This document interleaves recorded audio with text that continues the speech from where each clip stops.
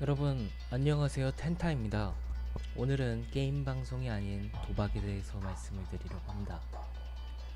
저는 4년가량 도박 중독자였습니다. 지금은 완전히 끊었다고 자신하지만 담배나 도박은 끊었다는 느낌보다는 평생을 참는다라는 표현을 많이들 하더라고요. 전 언제 터질지 모르는 도박 중독을 2년째 참고 있습니다. 주식부터 시작해서 선물, 옵션, 비트코인, 토토, 경마, 사다리, 다리다리, 달팽이, 파워볼, 바카라 등등 안 해본 도박이 없습니다. 도박을 하면서도 왜 이렇게 이런 도박에 잘 빠질까 많은 생각을 했습니다. 도박은 한 번 하면 도파민 자체가 일반인과 많이 달라진다고 합니다. 이미 한 번 그 맛을 봤기 때문에 어떤 일을 하더라도 즐거울 수가 없어요.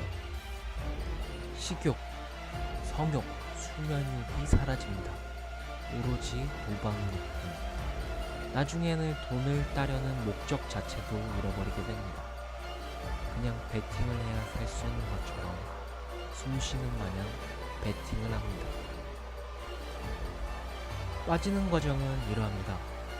시작은 주변 사람의 권유일 수도 있고, 혹은 정말 심심해서 재미삼아, 아니면 학생들 같은 경우에는 친구들이 하니까, 이렇게 다양한 루트로 시작을 하게 됩니다. 저 역시 주변 사람의 권유로 시작했었습니다. 중독되는 과정은 만약 돈을 땄다고 치면 거기에서 멈출 수가 없습니다. 내가 오늘 하루 데이트 비용을 땄네. 그렇게 썼는데 돈이 그대로야. 아니면 뭘 샀는데 돈이 그대로야. 뭐 이렇게 돈 벌기가 쉽지? 라는 의문심이 들면서 한 번, 두 번 더 하게 됩니다. 물론 처음에는 소액으로 할 수도 있고. 하지만 횟수가 점점 늘어나고 베팅 금액은 점점 커집니다. 그건 누구나 마찬가지입니다. 그러다가 처음으로 빚도 생깁니다. 빚을 지는 순간 도박의 나락에 빠지게 됩니다. 본전을 찾겠다는 생각이 들면서 멈출 수가 없게 됩니다. 가장 무서운 생각이 본전을 찾겠다는 생각인데, 빚을 지면서도 이번에 한번 잘해서 빚 갚고 끝내자라는 생각을 무한 반복하게 됩니다. 여기에서 두 가지로 갈립니다. 돈을 땄을 경우 절대 빚을 안 갚아요. 그 딴 돈으로 또 도박을 합니다. 물론 씀씀이는 커지는데, 저 같은 경우에는 절대 딴 돈으로는 그렇게 뭐도 사지 않고 다 카드로 했습니다. 신용카드로. 잃었을 경우 대출 한도가 나올 때까지 또 대출을 받아서 빚을 만듭니다. 1금융, 2금융, 3금융, 4금융, 사채 등등. 이 과정에서도 계속해서 뇌는 일반인과 멀어지게 돼요. 물론 대출을 받으니까 신용 등급도 계속해서 떨어지게 되겠죠. 삶의 의욕도 사라집니다. 도박을 안 하면 불안하게 되고, 베팅을 해야만 삶의 의미가 생기게 됩니다. 일을 해서 번 돈은 그대로 도박 자금일 뿐 그 이상 그 이하도 아니게 됩니다. 밥을 먹으면서도, 여자친구나 친구들을 만나면서도, 놀러가서도, 일을 하면서도, 심지어 결혼식이나 장례식장에 가서도 베팅은 멈출 수가 없습니다. 숨쉬듯이 베팅은 하는 거예요. 돈이 없어지면 어떻게 해서든 돈을 만들어냅니다.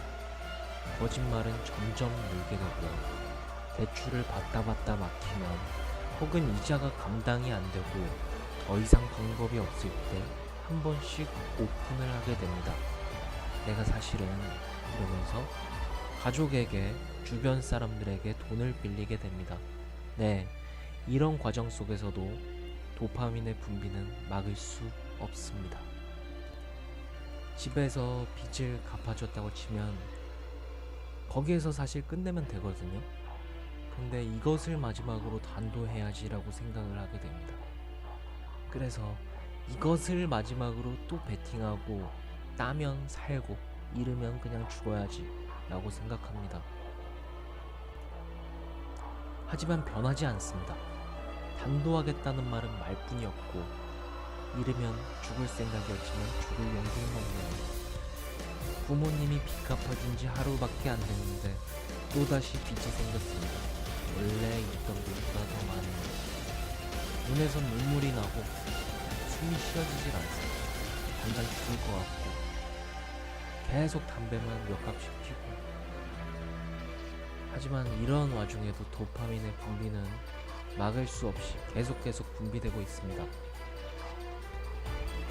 네, 이렇게 완벽하게 도박 중독이 되어가는 과정을 말씀드렸습니다.